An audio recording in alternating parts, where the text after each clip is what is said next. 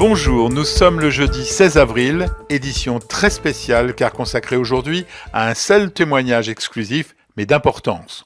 Au moment où la version chinoise de l'éruption du coronavirus dans nos vies est particulièrement mise à mal de toutes parts et que le doute commence à faire son œuvre, le professeur Luc Montagnier fait éclater une bombe en exclusivité dans notre journal.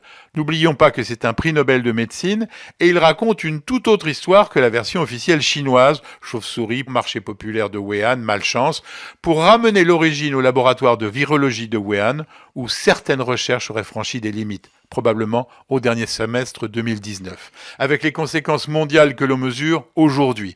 Alors écoutez-le, l'argumentation est étayée, impossible à notre niveau de la vérifier, et bien évidemment je lui ai posé la question du complotisme qui sera inévitablement évoquée. Professeur Montagnier, bonjour. Ce coronavirus a été décodé assez rapidement par rapport à d'autres, comme celui du VIH qui vous a valu votre prix Nobel de médecine, mais selon vous, ce décryptage est incomplet. C'est-à-dire que le laboratoire de la ville de Wuhan s'est spécialisé sur ce type de virus, ces coronavirus, depuis très longtemps, depuis le début des années 2000. Donc, ils ont une expertise dans ce domaine, et ce qui m'a poussé à regarder de près, si vous voulez, la description du génome, c'est-à-dire la séquence de l'acide nucléique, qui est un ARN, de ce virus. Voilà, alors ça c'est le début, si vous voulez, d'une analyse qui a été faite, non seulement par moi, mais aussi surtout par mon collègue mathématicien, qui s'appelle Jean-Claude Pérez, et qui continue maintenant à développer ce que j'appellerais une biomathématique, c'est-à-dire l'application des mathématiques à la biologie. Alors, donc il a effectivement fouillé dans les moindres détails de la séquence. On n'a pas été les premiers, puisque un groupe de chercheurs indiens a essayé de publier une analyse qui montrait que le génome complet de ce virus, de ce nouveau virus, coronavirus, avait des séquences d'un autre virus qui est, aux surprises pour moi, qui est le VIH, le virus du sida. Alors, ceci a été publié d'abord par le groupe indien. On l'a obligé de se rétracter parce qu'il y a une énorme pression pour tout ça, n'est-ce pas, pour que la vérité fasse jour. Mais la vérité scientifique fait toujours par dominer, si vous voulez, par émerger même de tout ce qu'on veut cacher. On peut comprendre que trouver des morceaux de VIH dans ce coronavirus a dû vous troubler, mais n'est-ce pas tout simplement une mutation naturelle de ce virus dans l'organisme d'un malade atteint du sida ? Non, parce que, si vous voulez, pour insérer une séquence de VIH dans le génome, il faut avoir des outils moléculaires. C'est pas le patient qui va le faire. C'est l'homme de laboratoire. Maintenant, il y a quelques années, c'était dur, maintenant, c'est beaucoup plus facile. C'est beaucoup plus facile maintenant. Cette hypothèse naturelle étant levée, ce ne peut être donc qu'une manœuvre délibérée. Alors, l'hypothèse, c'est que ce virus sort du laboratoire de Wuhan. Il y a un laboratoire de haute sécurité, malgré tout. Ce virus a échappé peut-être à ses promoteurs.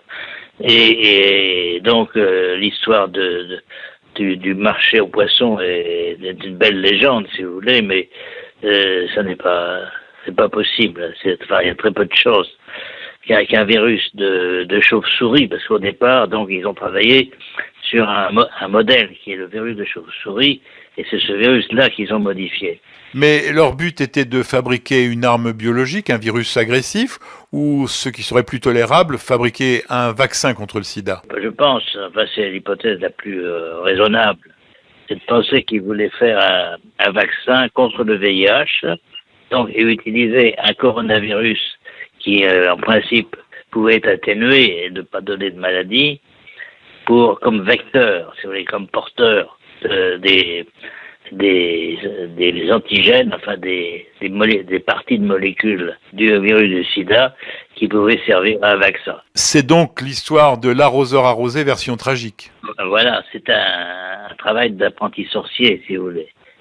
Alors, c'est parce que malheureusement, enfin, on connaît beaucoup de choses en biologie moléculaire, on peut faire des bricolages, mais on a oublié, ou plutôt on n'a pas perçu le fait que nous sommes dans la nature depuis nos ancêtres sont là depuis des millions d'années, et la nature ne tolère pas n'importe quoi. C'est-à-dire qu'il y a des harmonisations, et c'est ce que mon collègue Pérez a beaucoup développé dans les années précédentes, c'est-à-dire que la nature n'admet pas n'importe quelle construction moléculaire, ou si elle les souffre, elle essaye de les éliminer. Et c'est ce qui est en train de se passer. Selon vous, la nature nous offre un rattrapage.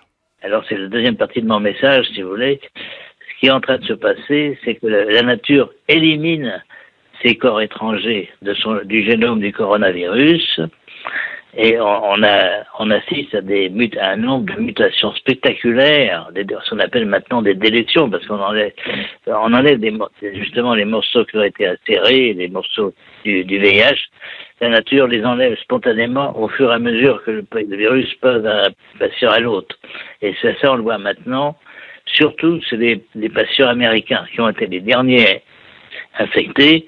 Et on voit ça sur la côte ouest, la côte pacifique des États-Unis, à Seattle par exemple, où là justement le virus qui infecte commence une dégringolade énorme dans cette petite partie du génome du coronavirus. Une lueur d'espoir. C'est une lueur d'espoir. C'est une lueur d'espoir pour penser que même si on ne fait rien, les choses vont s'arranger. Mais quand même au prix de beaucoup de morts. Donc, si on peut accélérer cela, et moi j'ai des propositions à faire, mais là j'ai besoin de beaucoup de moyens. J'ai besoin de moyens, mais je pense qu'on peut, par des ondes, si vous voulez, des ondes interférentes, avec les ondes qui sont derrière ces séquences d'ARN, on pourrait peut-être éliminer, même chez les patients, on pourrait éliminer ces séquences par des ondes. Tout ce que vous venez de nous expliquer, professeur Montagnier, est à la fois clair mais aussi terrifiant. Vous avez la crédibilité du chercheur reconnu et l'aura de votre prix Nobel, mais ne risque-t-on pas de vous taxer de complotiste ? Non, les complotistes, c'est plutôt le camp inverse, celui qui cache la vérité. Je vois que les Chinois, j'ai beaucoup d'amis en Chine et j'estime la Chine, etc. J'ai passé d'ailleurs plusieurs semaines, juste avant l'histoire du corona, j'étais en Chine. J'estime que le gouvernement chinois faciliterait beaucoup les choses en reconnaissant qu'il y a eu des choses qui se sont passées dans son laboratoire de haute sécurité à Wuhan.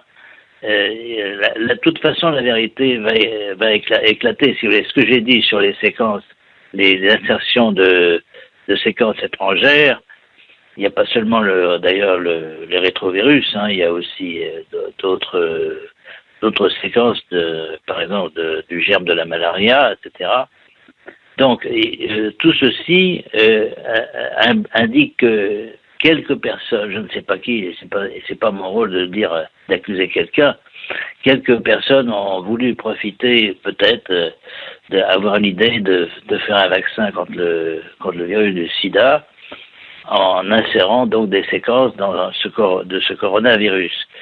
Bon, voilà. Alors, si le gouvernement chinois reconnaissait ça faciliterait les choses, mais c'est à lui de prendre ses responsabilités. Bon, et je répète la voie d'interdire actuellement maintenant des publications sur l'origine du corona sans avoir le visa des autorités gouvernementales chinoises, c'est une aberration, et surtout ça donne l'idée que la science maintenant ne dépend pas de la vérité, de la réalité des choses, mais de la volonté de personnes.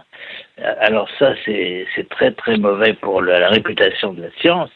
Donc personne à ce moment-là n'aura confiance dans ce qu'on vous dit sur la science, sur les résultats, qui sont fabriqués, n'est-ce pas?